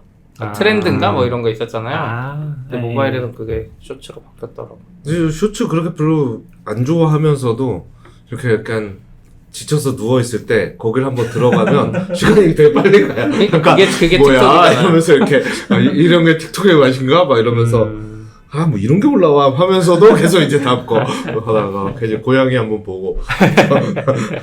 근데 저도 조금 느끼는 게 틱톡에서 어떻게 유명하게 뜬 분들이 있어서 가끔 저도 틱톡으로 그분만 봤었는데 얼마 전인가 유튜브로 했는데 그 구독자가 다 넘어오더라고요. 그리고 쇼츠에서도 그 틱톡에서 하던 감성으로 할 수 있으니까 그런 사람들 그냥 이제 두 개 다 하는 것 같아요. 쇼츠는 약간 조금 헬이 된 게 뭐냐면 저도 가끔씩 보는데 그러니까 오리지널 컨텐츠가 아니라 이제 어뷰저들이 생기기 시작했어. 그러니까 다른 유튜브에 재미있는 부분들을 편집해서 그걸 올려서 이제 그 가져가려고 하는 알고리즘으로 그런데 엄청 많이 생겼어요. 그래서 약간 좀 자극적이고 보면은 원본이 아니야 걔네가 채널이 그런 식으로 편집해서 올리는 게 되게 많아졌더라고요. 그러니까 아직은 이제 그런 것까지 잘 안 걸리는 것 같으니까 그런 틈새 시장을 노려서 그런 것들을 많이 만드는 것 같더라고요. 우리도 틈새 시장 노려야 되는데 제가 저희 예전에 뭐 이렇게 뭐 하던 영상 만드는 거 있었잖아요. 차트. 그거 사실 틱톡 계정이 있어요. 틱톡에 올리기도 했었어요. 열심히 안 해서 그렇지. 잘 안 됐어 근데. 안 돼, 우리가 열심히 안 했죠. 아 그렇기도 한데 계속 했으면 몰라요. 좀 그게 좀 그런 거 있잖아요. 잘 돼야지 더 열심히 하는데 잘 안 되니까 또 안 하게 돼요. 근데 우리 몇 개 하지도 않았어. 데이터가 없었죠. 맞아요. 좀 재밌는 거 찾아서 지금 봐도 그거 재밌는 것 같아요. 어떻게 보면 낙교님이 잘 만들어주셔서 그냥 공짜로 엄청 쉽게 만들 수 있는 거였는데. 근데 되게 똑똑하신 분들 많아요. 보면은 뭔가 스트리밍 할 것들 거리만 있으면은 그냥 스트리밍을 해놓고 자기 것처럼 이제 방송하는 그런 식으로 해서 엄청나게 그 플레이 시간을 늘리는 거죠. 그럼 이제 알고리즘 노출도 많이 되고 하니까 그런 식으로 많이 써먹는 거. 그리고 쇼츠가 정확한 알고리즘은 모르겠는데 쇼츠가 그 끝까지 보는 비율이 높잖아요. 그래서 이게 조금 잘 되면은 그 채널이 많이 성장한다고 하더라고요. 그러니까 노출이 많이 되는. 근데 그런 아직 효과가 쇼츠에는 있다고 돈을 못 붙이는 걸로 알고 있어요. 아니 그러니까 쇼츠로 채널을 키우는 거죠. 아, 쇼츠로 채널 노출을 아 키우는. 그래요? 그게 왜냐면 일반 영상이랑 똑같이 평가가 되는 것 같은데 그 끝까지 본 비율이 높으니까 좋은 영상으로 평가되는 그런 게 좀 있었나 봐요. 지금은 모르겠는데. 근데 쇼츠는 약간 영상을 잘라서 올리는 게 많아서 그냥 저는 약간 보는 입장에서 그냥 저작권 없이 막 올라오는 느낌? 이게 약간 그쵸. 뭐 이제 원본이 어뷰저가 올리는 게 많아진 아니라. 거죠. 네. 어뷰징이죠, 그거. 그렇죠. 아마 그런 것도 조금씩 막지 않을까요? 유튜브가 왜냐면 쇼츠도 돈 벌 수 있게 해줄 거라고 공지 같은 거 놨어요. 연말이 될지 언제가 될지 쇼츠해야 모르겠지만 되나? 광고는 안 들어가겠죠 거기에. 안 그래도 짧은데 광고 또 들어가면 쇼츠 뭐 할 게 없어요. 뭐 하실 거 있으신가요? 전혀. 쇼츠 쿠버네티스 강의하면 안 될 것 같아. 저분 아까 조회수 엄청 나던데. 지금 유튜브 댓글창에서 이정희님이 검정 고무신 채널이 쇼츠를 이용해서 성과를 많이 올린 퍼포먼스 마케팅 채널이라고 하네요. 아, 공정고무신 채널도 있군요. 검정고무신 처음 들어봤어요. 저도 처음 듣네요. 약간 틱톡, 인스타 릴스, 유튜브 쇼츠 이렇게 세 개 플랫폼에서 돌고 돈다고 하시는데 네. 이게 약간 옛날에 보면은 막 짧은 콘텐츠들 뭐 그 망한 거 있잖아요. 카드 뉴스. 카드 뉴스 같은 것도 그렇고 그 옐로우 그런 계열에서 했던 되게 큰 회사 하나 있지 않았어요? 짧은 컨텐츠들 올려가지고 막 퍼뜨리는 그 딩고 같은 거 아니에요? 빙글도 그렇고. 아, 뭐 있긴 있었죠. 그때 한창 있었어요. 엄청 이름도 짧은 잊어버렸어. 거에. 근데 심지어 트위터도 그런 거 비슷한 적 한 적 있어요. 짧은 영상, 동영상. 어떻게 보면 앞서가긴 했는데 그건 망하고 이렇게 돌아왔지만. 정정이 있었는데 검정 고무신 채널이 아니라 검정 복숭아. 아 그렇군요. 난 어쩐지. 검정 고무신을 검색했는데 내가 아는 검정 고무신만 나오고. 그러니까 애니메이션 개만 나오고. 이런 게 그래서 있구나. 검정 복숭아 50만 채널. 아 개그맨이신가 보구나. 신기하네요. 그리고 OTT 얘기가 나와서 넷플릭스가 드디어 광고 요금제를 냈죠. 5,500원. 아, 좋아할 일인가요? 박수 칠 일인가요? 훌륭하다고 아, 생각합니다. 그래요? 왜요? 왜요? 주식 주주인가 본데요. 아, 그런가 보다. 주주이고 싶은데 주주는 아니고요. 아쉽게도. 돈 벌 수 있을 거라 생각하세요? 이걸로? 잘 몰라요. 근데 저는 이게 조금 재밌다고 느꼈던 포인트가 그 DP님이었나? 이걸 할 거라고 예상을 했었어요. 왜냐면 주변에서 하고 있잖아요, 다들. 넷플릭스는 이걸 할 수 있는 구조다. 그런 얘기를 좀 하더라고요. 그러니까 약간 이게 비즈니스적인 관점의 차이일 수 있는데 예전에 뭐 CP랑도 그런 얘기 많이 했지만 그 철학이 너무 강한 회사들 있잖아요. 미디엄이나 트위터나 이런 철학이 강한 창업자가 가진 회사들은 절대 그 철학을 벗어나지 않아. 우리는 글에다 광고를 달 수 없어. 이런 거 있잖아요. 근데 저번에 그렇게 표현하지 않았던 것 같은데 미화가 됐네요. 철학이 있는 회사. 저번에는 돈 벌 생각이 없다. 뭐 이런 얘기로 하시겠죠? 그쵸. 근데 약간 이제 그 디피님이었는 정확히 모르겠는데 디피님도 넷플릭스에 관한 그 찍은 게 있을 거거든요. 채널에 가시면은 볼 수 있을 건데 근데 넷플릭스에 대해서 얘기했던 것 중에 저는 인상이 깊었던 게 그 의사결정 구조가 좋다. 얘는 좀 하향식이다. 그러니까 약간 눌러 찍어서 위에서 그걸 가지고 하는 게 아니라 좋은 아이디어가 있고 열려 있는 게 있으면 결국에는 통과될 거다. 상향식이다. 그쵸. 그래서 결국에 넷플릭스에도 이게 들어갈 거라고 했었거든요. 이 모델이. 근데 실제로 들어가는 걸 보면서 와 대단하다 라는 생각이 좀 들었고 그리고 이게 좀 재밌긴 한데 저희 회사 분 중에 누가 그런 얘기 해주셨는데 돈 내고 광고를 보는 거냐고. 그쵸. 근데 근데 광고를 보는 거죠. 그래도 나름 괜찮은 것 같아요.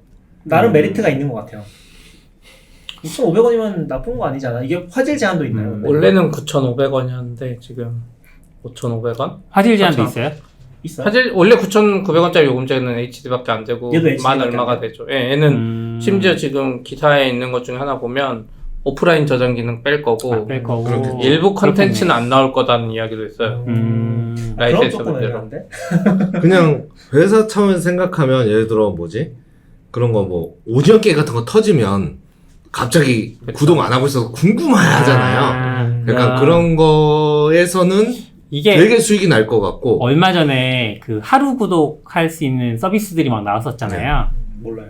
그 넷플릭스를 뭐 예를 들면 이제 내가 구독권을 가지고 있는데 하루 단위로 파는 거죠. 아싸님이 사고 싶으면 500원 내고 하루만 보는 거야. 그러면 이제 오징어 게임 같은 거 하루에 몰아서 보고 싶잖아요. 내 구독료를 벌기 위해서. 그쵸. 내가 차 사고 내 차 대여해주고 이런 거 네, 그쵸. 똑같은 그런 거잖아요. 거죠. 그래서 그거를 넷플릭스 엄청 강하게 별의별 비난하고 상품이 나오네요. 그 막 이렇게 고소하고 막 난리 났었거든요. 근데 그거랑 약간 통하는 맥락이 있네요. 근데 그럴 때는 몰릴 것 같은데 저는 잘 모르겠어요. 약간 모르겠어요. 넷플릭스에 대한 딱 그 이미지가 있어서 그런지 광고? 넷플릭스의 광고라는 광고가 들어오면 얼마나 자주 광고가 나오는지도 굉장히 중요하잖아요. 그렇죠. 그러니까 아예 광고로만 돈 버는 플랫폼들은 뭐 10분, 15분에 한 번씩 광고가 계속 뜨니까 굉장히 힘들 수 있는데 저는 오히려 딴 얘기긴 한데 딴 얘기일 수도 있는데 애플은 광고 없는 모델이 없지 않아요? 네, 없어요. 그게 너무 그래요? 싫어. 광고 없는 모델. 애플 TV. 항상 나오잖아요, 광고. 애플 아, TV에. 그렇죠. 비싼 구독자가 없잖아요. 차라리 비싼 구독자를 주고 광고를 안 보고 싶은데 그게 없고 그리고 이제 누가 그렇게 표현했었는데 그 광고는 결국에 이제 가난한 자들이 이제 보는? 시간? 그렇죠. 그러니까 돈 있는 사람들은 광고를 볼 일이 없는 거죠. 유튜브에 광고가 뭐가 나오는지 몰라. 뭐 CP님처럼 일부러 보시는 분도 계시긴 한데 약간 그런 관점에서 좀 재밌는 거 그럼 같아요. 애플은 이제 평등한 걸 추구한 거나요? 모르겠어요. TV는 그러니까 애플 돈 TV는 많은 사람이든 돈 진짜 벌고 싶다. 아니 애플 TV는 옛날 영화 제작자랑 같은 마인드예요. 앞에 광고 나오는 게 딱 영화 광고 나오는 거랑 똑같아요. 저 사실 극장 갔는데 왜 그 광고 나와랑 똑같은 얘기긴 그러니까 하죠. 애플 TV의 광고는 다른 컨텐츠의 광고잖아요. 다른 네. 영화 광고잖아요. 근데 아마 넷플릭스 이런 데는 게임 광고 나올 가능성이 광고가 크고 나오겠죠. 지금 이제 기사 여기 한국경제에서 좀 잘 정리를 해줬는데 왜냐면 지금 넷플릭스 한국 사이트에 가서 멤버십 변경 누르면 광고 요금제가 안 나와서 근데 지금 우선 여기서 11월 4일부터 예측한 걸로는 1시간 영상을 볼 때마다 평균 4, 5분일 거고 영상 시작 전이랑 중간일 거라고 하는데 저도 최근에 언더스탠딩과 어디 채널 보다 보니까 한국 드라마는 드라마 한 편 한 1시간이면 12분 정도 광고를 본대요. 10분 정도 해요. 장난 아니에요. 그러니까 사람들이 인지를 못하지만 앞에 광고가 사실 엄청 나오고 네. 중간도 나오고 하기 때문에 이제 그때 이제 과일 깎아오고 음료수 먹어요. 맞아, 쉬는 시간이 근데 그게 좀 엄청 스트레스 받는 게 뭐냐면 실제로 TV를 보면은 이게 전 방송이 끝나잖아요. 그럼 그때부터 다음 방송 할 거라고 띄워줘요. 맞죠. 그 띄워주는데 그 한참 동안 광고를 하고 나서 그리고서 앞에 방송이 끝났다는 게 나와요. 맞아. 그리고 다시 다시 또 처음부터 광고를 해. 그리고 나서 이제 한참 그때부터는 시간이 나오죠. 남은 시간. 그렇게 띄우니까 실제 광고 시간이 엄청 길어요. 엄청 길죠. 그걸 모르고 미리 가서 기다리면은 광고만 한 10분, 15분 이거 보고 있는 거죠. 그래야지 본방을 볼 수 있는. 그 저는 TV 안 보고다 요즘 OTT만 봐서 잘 모르긴 한데 그것도 보니까 옛날 그게 뭐 법상 광고하는 그 제약이 있어서 원래는 한 프로그램짜리를 1부, 2부로 자른 다음에 이 광고 여기 가운데 한 번 더 하려고 일부러 그래서 원래는 안 잘라도 되는 거 갑자기 보고 있으면 1부 끝나고 예능 같은 거 그런 거 많잖아요. 네. 그게 다 중간에 광고 그게 뭐 법적으로 맞아요. 안 된다고 그러더라고요 우리나라. 그래서 일부, 2부가 생긴 거고. 네, 네, 그래서 네. 다 이렇게 짜게서 광고를 엄청난 이유가 있었군요. 전혀 몰랐어요. 근데 저는 전에도 이런 경험이 뭐 넷플릭스는 훨씬 잘하겠지만 있어서 그런지 몰라도 이게 약간 장기적으로 좋은가 할 때 이게 좀 그러니까 이런 요금제가 좀 안 좋다고 생각하는 게 그러니까 여기도 보면 한경에 보면 컨텐츠 중 10%는 물 광고로는 이제 혜택을 준 거죠. 돈 많이 낸 사람한테 못 본다고 되어 있는데 한 10% 정도는 이게 내가 돈을 적게 냈을 때 기능과 컨텐츠의 제약이 둘 다 있는 거죠. 이게 소비자 입장에서 되게 헷갈리는 것 같거든요. 내가 지금 뭘 해야 저거를 할 수 있는지가 그러니까 사이트에서 설명하기도 되게 어렵고 예를 들어 뭐 여러 가지가 있죠. 오징어 게임이 보이는데 자물쇠가 채워져서 못 보게 할 건지 아예 있는지도 없게 할 건지 막 여러 가지가 맞아요, 있잖아요. 맞아요. 그러면 이게 어느 게 저도 이제 OTT를 많이 쓰는데 그런 거 좀 짜나요? 리스트에서 이게 내가 지금 그러니까 넷플릭스는 다 구독형이고 딴 데 가면 구매와 이게 섞여 있거든요. 그쵸. 리스트에서 이걸 잘 모르겠어요. 그래서 이거 보겠는데 재밌겠네 하고 누르면 구매하라고 10,000원. 그러면 다시 빠져나오지. 이걸 나눠서 보고 싶었는데 막 근데 맞아. 이렇게 되면 좀 저는 좀 짜증 나는 것 같거든요. 근데 광고가 저는 장기적으로는 조금 그러니까 차라리 그냥 광고 돈 내면 광고 없어져 딱 이게 좀 깔끔한데 돈 내면 광고도 없어지고 콘텐츠도 더 추가되고 막 이렇게 이런 식으로 되면 조금 또 저는 아마 혼란스럽지 않나? 근데 그런 종류의 모델은 아니라고 생각하고 내가 어차피 지금 물론 지금 성장이 끝났다고 보긴 어렵긴 한데 그쵸. 아마 성장세가 많이 줄었을 거예요 넷플릭스가. 그래서 이거는 사실 더 적게 돈을 내고 진입할 사람들을 많이 확보하기 위한 그런 모델일 것 같아요. 그러니까 아마 넷플릭스도 이거를 비용을 5,500원 낮춰서 똑같은 요금제를 만들기는 적자가 날 거잖아요. 예를 들어서 최소한의 그 마진을 확보하기 위한. 그러니까 거기다 그냥 광고 껴놓고서 오픈할 수 있는 형태로 만들어서 진입을 시키는 그쵸. 그런 종류의 모델일 거라고 생각을 해서 얘기하신 것처럼 일부 사용자한테 경험이 나빠질 수는 있는데 어차피 볼 사람들은 그 위에 걸로 보는 거고 그런 식으로 양쪽을 다 가져가는 전략이지 않을까 싶긴 한 거 같아요. 그런 면에서는 그렇긴. 그러니까 아마 사용자를 더 많이 확보하기 위한 저는 서비스 구독은 그냥 열심히 하는 편인데 약간 여태까지 하던 구독과 달리 그러니까 음악은 제가 멜론 쓰다 애플 음악 뮤직 가면 멜론을 끊거든요. 둘 다 하지 않는데 OTT는 절대 그럴 수가 없어요. 그쵸. 내가 아마존 프라임 가도 여기도 다음 달엔 여기도 보고 싶은 게 있고 일로 오면 또 저기가 있고 이게 다 이렇게 돼서 맞아. 하면 사실 이렇게 했을 때 좀 유리할 수 있죠. 월 조금 비용 아끼고. 근데 이게 이제 진짜 넷플릭스 도움이 될지 말지는 모르겠어요. 왜냐면 지금 여기서도 넷플릭스 공식 사이트 이제 뉴스를 보면 아마도 이제 컨텐츠가 제한될 거라고 하는데 그러니까 공식 사이트에 말한 건 아니지만 예상하기로는 아마 무료 요금자들이 볼 수 있는 컨텐츠는 대부분 그 넷플릭스 오리지널일 가능성이 크다 처음에는. 그렇게 따지면 갑자기 뭐죠? 그 오징어 게임 확 떴어. 그럼 사람들이 확 들어오잖아. 그냥 비싼 요금제로. 근데 오징어 게임 떴어. 무료 요금제로 되네. 그러면 싸게 들어왔다 나가는 거잖아. 한 달을 써도.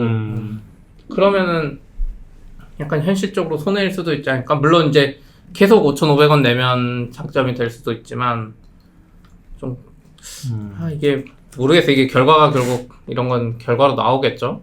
얘네들 근데 재무 그 채널 댓글창에 이정인도 남겨주셨는데, 그러니까 넷플릭스가 가입 성장세가 좀 많이 꺾여 있었던 상황인데 그렇게 보면 이제 유입을 늘리겠다, 가입을 늘리겠다 이런 전략으로 보인다 이렇게 얘기하시는데 뭐 그런 것 같아요. 근데 저는- 광고 점점 늘리겠죠. 모르겠어요. 이게 모바일로 보는 사람이 많은가?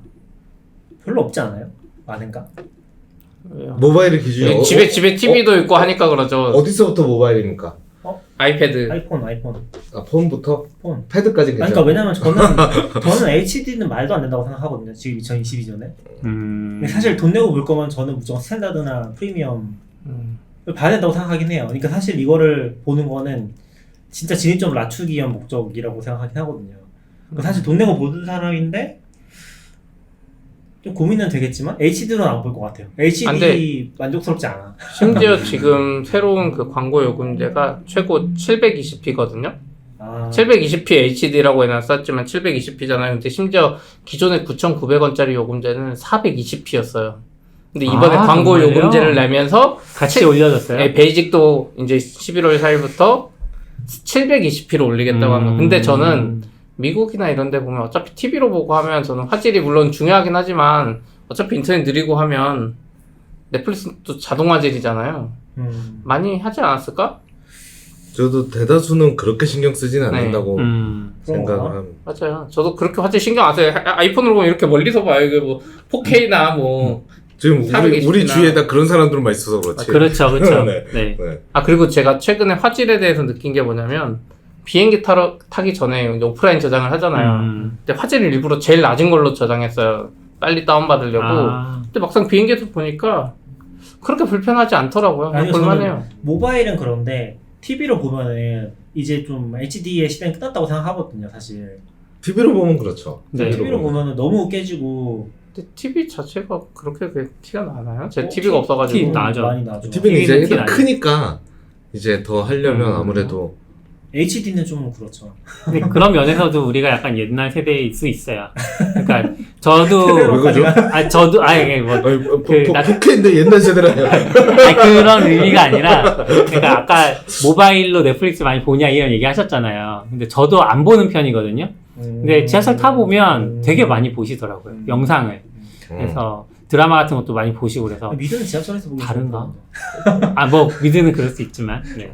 근데 저는 또 딴 얘기긴 한데 요거 공지가 너무 재밌었어요. We are excited to launch 이 말이 너무 뭔가 전형적이면서 그렇죠. 뭔가 우리는 되게 기쁘다 이런 표현 쓰는 게 여기 그 넷플릭스 공식 뉴스로 네네. 넷플릭스 공식적으로 올린 보도자료. 이게 저는- 좋은 건가 안 좋은 건가 잘 모르겠는데 어쨌건 약간 그 여러분이 기다리시던 드디어 광고 요금제가 났습니다. 막 이런. 저는 이제 공식 그 뉴스룸을 한국 사이트 버전으로 보고 있거든요. 여긴 그런 말 없어요. 그냥 오는 그래요? 11월 넷플릭스가 저렴한 광고 지원 요금제인 광고형 베이직을 소개합니다. 그냥 그게 노멀해요. 번역가 입장에서는 그냥 안녕하세요로 번역한 거잖아요. 그러네. 그렇죠. 이거는 이 뭐랄까 처음에 의도랑 상관없이 번역가가 바꾼 걸 수도 있죠. 아니 근데 이제 어떤 면에서 보면 저도 뭐 영어 잘 못하지만 미국인 느낌에서 저 정도 말하고 그냥 안녕하세요. 그리고 또 하나 전 재밌었던 거는 넷플릭스는 한국 시장을 좀 중요하게 보고 있구나 좀 느끼긴 했어요. 그러니까 지금 이게 한국이 들어갔으니까 12개국밖에 안 들어가요. 근데 한국이 들어갔다는 거는 한국 시장을 어쩌면 좀 중요하게 보고 있지 않나. 중요하게 보는지 실험하기 좋은 걸로 보는지. 근데 미국이랑 미국도 그쵸. 들어가거든요. 미국 같은 급이니까. 근데 지금 넷플릭스 시장에서 한국 엄청 효자 아닌가요? 완전? 근데 지금 완전 넷플릭스를 살려준 회사 중 나라 중 하나. 지금 이제 사실 어려운 게 내 망중립성으로 싸우고도 있고 그리고 지금 트위치는 심지어 바로 뭐 얘기는 안 해, 정확히 얘기는 안 했지만 720을 나로 쳐버렸잖아요. 네. 그런 상황에서 한국을 이렇게까지 물론 낮으니까 상관없고 아 그래서 일부러 한 거 아니에요? 컨텐츠 그거 돈 안 내려고 무료요금제 주고. 잘 모르겠지만 근데 여기 지금 보면 근데 선진국이라고 할 나라는 다 있어. 이외에 나라가 뭐가 있는지 모르겠어요. 일본도 있고 사실 일본 컨텐츠 뭐 그렇게 중요하게 뭐 그런가? 없잖아요. 요즘 뜨지 않죠. 그냥 여기 선진국 독일, 미국, 멕시코, 브라질, 스페인, 영국, 이탈리아, 일본, 캐나다, 프랑스, 호주인데 이거 말고 러시아 없잖아요. 웬만한 데는 다 한 느낌이긴 한데 저는 약간 이제 광고를 보여주는 이유가 결국은 요금제를 낮추고 뭐 화질도 낮추고 컨텐츠도 제한했지만 어쨌든 요금제를 낮춤으로써 발생하는 손실을 광고로 메꾸는 거잖아요. 그렇죠. 근데 미국 같은 데나 유럽은 사실 영상 광고에 대한 그 잠깐. 비용. 광고비가 굉장히 높기 때문에 가능할 것 같은데 우리나라는 아직 그 정도 아니라고 알고 있거든요. 그냥 웹 광고도 그렇고 다 광고 단가가 낮죠. 낮아서 그래서 우리나라에서는 이거를 근데 과연 메꿀 수 있을까? 약간 다르지 않을까요? 왜냐면은 그 지금 얘기하신 단가가 낮다는 거는 제가 알기로는 그냥 그 네트워크 상을 통해서 들어오는 광고, 그러니까 구글 애드센스 이런 식의 광고는 그 훨씬 낮을 수 있긴 한데 예를 들어서 그냥 광고 에이전시 통해서 들어오는 그런 광고는 단가가 있을 거라서 우리 넷플릭스야 광고 하려면 이 정도 그쵸? 내야 돼 네, 이렇게 뭐 그런 느낌으로 그 단가로 할 수도 있겠죠. 그러니까 네트워크를 통한 거는 키워드당 이제 다 계산해가지고 네. 가격을 경매 붙이는 거잖아요. 근데 그거랑 다르게 이제 단가 해버릴 수 있죠. 그렇게 생각하니까 좀 궁금하네요. 약간 어떻게 할지. 약간 모바일 하면 예를 들어 내가 10초짜리 광고예요. 근데 10초짜리 광고하고 넘어가는 것도 있고 X를 누르기 전까지는 한 30초짜리 광고가 가는 경우도 그쵸. 있거든요. 10초가 지나면 넌 X를 누를 수가 있어. 그러니까 약간 괴롭히기 같은. 과연 얘네는 어떻게 그냥 느낌에는 깔끔히 할 것 같은데. 깔끔하게 할 것 같아요. 그 TV에 옆에 X 나오면 되게 짠할 것 같거든요. 그쵸. 뭐 이렇게 돌려가지고 저 X 가서 누를 수 없다. 부들부들하면서 딱 눌러야 이제 다음으로 넘어가는데. 그리고 저는 좀 신경 쓸 것 같긴 해요. 왜냐면 지금 유튜브도 말 많은 게, 그러니까 애드센스도 계속 말 많은 게 광고 퀄리티가 계속 낮아지고 있잖아요. 그리고 사기성 약간 광고들이 많아지면서 욕 진짜 많이 먹고 있는 걸로 알고 있거든요. 뭐 코인 특히 나오면서 막 그런 광고가 윤리적인 문제까지 있으니까. 근데 여기도 그냥 오픈해 버리기는 그렇겠네요. 좀 리스크가 있지 않나? 라는 그걸 생각도 어떻게 할지 모르겠네. 자체적으로 소싱하기 쉽지 않아서 그렇죠. 아까 말한 대로 애드 네트워크를 탈 텐데 그거 안 타고 할 수도 있지만 그러면 이거 비용이 사실 에이전시나 대기업 위주로 이렇게 해서 할 수도 있지 않을까요? 잘 이제 모르겠어요. 그럴 수도 광고가 있죠, 많이 대기업이죠. 들어오면 필터링 하겠는데 광고가 많이 안 들어오면 그쵸. 어렵죠. 이거. 그걸 안 하는 게 낫죠. 싼 거라도. 그럼 뭐 5,500원인데 광고 내보낼 게 없어 막 이러면 머리 아프네. 계속 똑같은 광고만 나와. 맞죠. 계속 똑같은 광고. 지금 웨이브나 이런 데가 그렇잖아요. 일부 그 라이브인가 아무튼 뭐 보다 보면 광고 나오는 게 있거든요. 그런데 채널도 웨이브였던 것 같은데 아무튼 중간 광고는 나왔다. 아무튼 근데 계속 같은 광고만 나와요. 온라인은 그러니까 저기 TV로 보는 거는 다른 광고 나오는데 온라인 전용으로 우린 광고를 안 받아서 하면은 계속 자기들 거 똑같은 광고만 나오는 경우 많긴 네네. 했었죠. 그리고 그것도 재밌었어요. 광고 얘기하니까 갑자기 생각난 건데 이진우의 손에 잡히는 경기 있잖아요. 라디오잖아요. 근데 실제로는 거기 광고가 들어가잖아요. 아시나요? 광고가 들어가요. 그건 앞뒤에 그냥 광고 들어가는 거잖아요. 그러니까 라디오. 라디오에 광고가 중간에도 들어가요. 중간에도 있죠. 광고가 네. 있는데 팟캐스트는 안 나오잖아요. 아 맞아 빼죠. 그 왜 빼는지 아세요? 돈 안 내니까 빼는 맞아요. 거죠. 저는 그거 너무 신기했어요. 왜 이걸 굳이 빼지라는 생각을 했었는데 MBC와 이제 광고주 사이에 이제 그런 금전 관계에서 근데 제 생각엔 실제로 돈을 내더라도 빠질 가능성이 커요. 중간에 해주는 게 아니면 팟캐스트 앱 중에 일부는 앞에 몇 초 강제로 건너뛰는 기능도 있어요. 제가 쓰는 오버캐스트는 우리로 치면 얘네들이 항상 앞에 15초는 무조건 소개 안 해. 건너뛰는 그러면 15초 점프하고 오프닝 건너뛰기. 사실 저는 그거 라디오하고 편집한 다음에 팟캐스트 광고를 또 받아서 거기다가 삽입해서 팟캐스트를 해야죠. 뿌려야 맞아요. 그게 되지 이제 않나. 스포티파이나 뭐 그런 데서 그렇게 네. 하겠죠. 근데 지금 이진우 거기 채널도 아예 따로 올리는 거 하나 있잖아요. 광고처럼 300만 원 커피 타임. 커피 타임. 그거는 근데 왜 하는지 잘 모르겠어요. 돈 보는 거. 그냥 떠드는 거 그냥 노는 거 그게 같아요. 방송국에서 하는 건지. 방송국에서 그냥 방송국에서 그냥 하는 거죠. 느낌에는 PD랑 짝짝꿍 돼서 그냥 오피셜은 아니고 근데 그 사람들이 다 월급 받는 사람들이 아니잖아요. 아니죠. 프리랜서. PD는 월급 받겠죠. 아니 PD만 그렇고 거기 말하는 사람들 그 사람도 이진우 돈을 조금 작가들. 받겠죠. 예, 예. 그러니까 내가 말한 정직원이 그러니까 MBC 직원이 아닌 그렇죠. 걸로 알고 있거든요. 왜 그래서 그냥 하는 것 같아요. 안 망하려고 하는 거 아니야? 지금 300만 원이면 웬만한 라디오 광고보다 더 쓸 것 같기도 하고. 광고 라디오 단가는 광고가 셀 모르죠. 수도 있죠. 라디오 광고 우리가 모르는 세계가 있을 수도 지금 많이 있죠. 쉽지 않았을까요? 라디오 근데 광고. 그래도 이제 방송국이니까. 근데 또 이제 팟캐스트가 있으니까 또 아. 그것도 특히 또 그 방송은 맞아요. 그리고 확실히 돈 관련된 걔네는 거라. 진짜 올드하기 때문에 단가 정해놓고서 안 맞으면 광고 안 하더라도 음. 그냥 그 단가가 안 변할 수 맞아요. 있어요. 아 근데 저도 아까 광고 이거 안 될 것 같다고 생각하다가도 미국 기사를 한 달 전인가 뭐 읽었었는데 그거 보면 잘 될 것 같은 게 미국에서 중산층 그때 뭐 기준이 있었는데 월 뭐 연 1억 이상 버는 사람들의 그 미국의 그 레스토랑 같은데 좀 보편적인 거 있잖아요. 패밀리 레스토랑? 네, 패밀리 레스토랑 무슨 여자 있는 데니 윈인가 뭐 이런 느낌. 웬디스? 네, 웬디스 같은 그런데 매출이 걔들은 매출을 소득 수준으로도 분리를 할 수 있나 봐요. 오. 근데 소득 수준이 높은 사람들이 여기 많이 왔다. 그런 기사가 많더라고요. 그리고 소득 수준 많은 사람들이 뭐 그 웰마트 같은 데 많이 오더라. 이런 기사를 봤거든요. 그러니까 이게 전체적으로 낮아지고 있다. 예, 이게 이 사람들 소비를 줄이긴 하는데 이걸 약간 그 아래 등급으로 내려와서 하고 있고 그래서 제가 그 영어 공부하는 분한테 물어봤죠. 그럼 그 원래 웰마트 가는 사람 어떻게 하니? 그 사람도 아마 집에서 먹을 거다. 아니면 외식수를 확 줄이거나 그런 관점에 보면 지금 경기 침체 국면에 넷플릭스가 이렇게 하는 거는 아까 제가 말한 건 이제 조금이라도 더 벌자는 관점인데 반대로 경기 침체 와중에 사람들이 이걸 아예 해지 않으니 그냥 광고를 보고서라도 유지하게 만드는 그런 관점으로 그런 관점에는 좀 그럴 수도 괜찮지 있겠네요. 않을까? 왜냐면 지금 경기 침체면 사람들은 모든 곳에서 비용을 막 줄이려고 그쵸. 할 거잖아요. 그쵸. 그러면 넷플릭스 전체 매출은 줄어들 수도 있는데 만약에 광고를 메꾸면 안 줄어드는 거고 예를 들어 아마존하고 넷플릭스 두 개를 했었는데 경기가 안 좋았으니까 하나 그쵸. 끊을까 네. 고민한데 야 반만 내면 할 수 있어. 광고가 그러면 이제 할 수 있다. 괜찮고 또 그럴 것 같아. 말이 되는 것 같은데요? 그럼 경기 침체 관점에서 괜찮은 것 같기도 하고. 그러면 약간 이제 그냥 궁금한 게 넷플릭스를 저는 약간 TV처럼 생각을 해서 그래도 시대가 시대니까 인터랙티브 광고겠죠? 그래도 클릭하면 넷플릭스 빠져나가서 막 그러진 않을 것 웹사이트 아니면 진짜 TV처럼 그냥 딱 시각적으로만 넘어가려나요? 사실 TV 광고의 그 미래는 한국에서 보여줬죠. 한국 홈쇼핑 채널 보면 그 TV, IPTV 보다 보면 빨간 버튼 누르면 바로 구매되고 아 그래요? 인터랙티브 네, 끝판왕이에요. 빨간 버튼이 어디 있어요? 그 IPTV에 있어요. 리모컨. IPTV 빨간색, 녹색 뭐 색깔 4개가 있어요. 빨간색 그래서 버튼 누르세요 써있어요. 처갓집 갔더니 왜 빨간색 있지 했더니 TV 보다 보면 밑에 여기 뭐 나와요. TV 에 나온다, 빨간색. 빨간색만 네. 누르면 돼요. 이게 국가 표준이에요? 내가 아니 그런 거 내가 아니에요. IPTV 에서.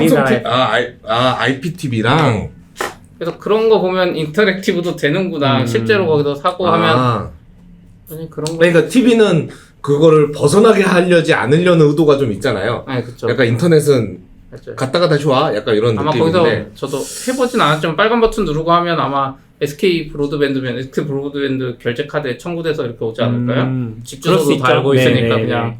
구매 딱 누르면 뭐 그쵸, 그쵸. 비밀번호 한번 누르고 바로 결제되고 하긴 그럼 넷플릭스도 저도 그냥 생각했을 때는 벗어나게는 안 하고 싶어 할 것 같은 약간 그렇죠. 네. 벗어나면 자기 컨텐츠를 안 보고 그러니까요. 약간 그런 제 생각에는 왠지 넷플릭스 처음에 좀 애플 TV 같은 광고 하지 않을까요? 좀 멋있고 이쁘고 좋은 거. 처음부터 게임 광고 나오진 않을 것 같은데. 한번 해봐야 되겠네. 이거 나오면 요금제를 바꿔야 되겠다 제가. 넷플릭스 게임은 해보셨어요? 아니요. 넷플릭스 게임은 왜 만들었는지 잘 모르겠다. 그러게요. 벌써 1시간이 돼서 혹시 더 하실 얘기가 없으면 오늘 여기서 마무리를 하면 좋을 것 같습니다. 네, 또 써놨지? 너무 별로 없어요. 그래요? 네, 알겠습니다. 여기까지 하겠습니다. 네. 들어주셔서 감사합니다. 들어주셔서 감사합니다. 안녕. 넷플릭스 이야기 많이 했어. 네. 메타 망하는 얘기도 해야 이정희님이 마지막까지 많이 참여해 주셨어요. 감사합니다. 이러러 가신다더니. 네. 엄청 빠른 도메인 구입 서비스 이건 뭐예요? 그거 재밌던데 눌러봐요. 도메인 검색할 때 그거 쓰면 도메인 좋을 것 검색이 엄청 빨라요. 아 그래? 어떻게 이렇게 한 원래 거지? 되게 느리잖아요. 그냥 캐싱을 거기 치면 여러 개가 밑에 다 나와요. 미리 캐싱해놨을 때. 아니야 특정 사이트 하나만 뒤지면 되죠. 그런가? API 열린데. 아. 근데 내가 무슨 단어를 입력할지 모르잖아요, 사실. 근데 이거는 좀 느려요. 이거는 될 것 같은데? 이거는 왠지 다 정해. 도메인 여러 개가 한 번에 나오는 게 TLD는 다 약속돼 있잖아요. 네. 그걸 한 다음에 지연으로 가능 여부만 가져오는 것 같은데요? 이거 처음에는 근데 그 빨간색은 안 되는. 그렇지 아래쪽에는 않을까요? 아래쪽에는 좀 이제 회색으로 돼 있다가 나중에 켜지는데 네네. 위쪽에 켜지는 것들이 한 번에 팍 떠가지고. 그러니까 저건 API 한번 그쵸. 떼주면 나올 것 같아. 캐싱 해놓지 캐싱. 않을까요? 캐싱도 아니 캐싱 안 할 것 같아. 아무- 제 도메인 쳤더니 빨리 나오는 거 그러면 보면 진짜 긴 거. 제 도메인은 캐싱할 일이 없잖아요. 진짜 긴 거? 조금 느린가? 좀 느린 것 같아. 아, 저 느린 것 같아요? 좀 느린 것 같은데? 아, 네. 근데 캐싱은 아니에요. 제 도메인 쳤는데 빨리 나왔는데. 네, 여기까지 하겠습니다.